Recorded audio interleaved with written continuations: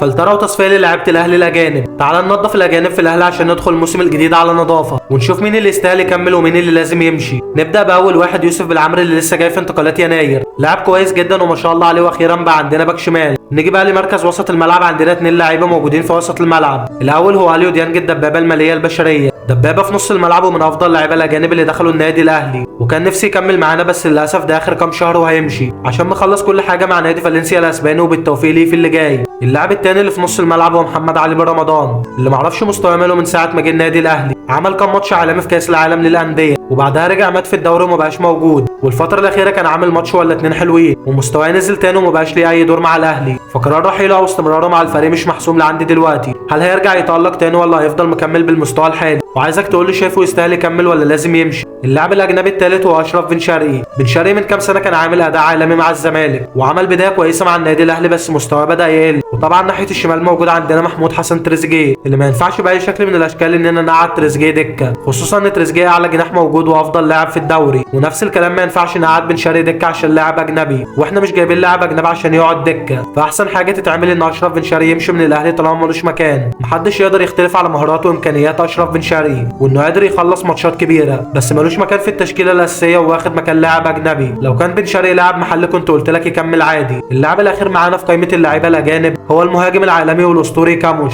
اللي مش محتاج اقول لك ان ده يمشي من دلوقتي لو ينفع، بس مضطرين نستنى لاخر الموسم عشان نمشيه. الميزه الوحيده اللي عنده انه جاي اعاره 6 شهور، وبكده الاهلي هيكون فضى 3 اماكن للعيبه الاجانب بعد ما يمشي كاموش وبن شرقي، وبعد رحيل اليو ديانج، وممكن يوصل ل 4 اماكن لو مشينا بالرمضان، بس شكله هيكمل معانا. اتمنى ان مجلس الاداره يكون شايف ملف الصفقات من دلوقتي، ويكون محدد اللعيبه اللي هتمشي ومجهز بدايل ليهم، عشان ما نعملش زي كل سنه ونقول اصل مفيش وقت، ولا نكون محددين لاعب واحد ويطير مننا على بيراميدز او لاي نادي تاني. فيا ريت مجلس الاداره يركز في ملف الاجانب، ونجيب لعيبه تكون على مستوى النادي الاهلي. وفي النهايه شايف مين اللعيبه الاجانب اللي يستاهلوا يمشي من النادي الاهلي؟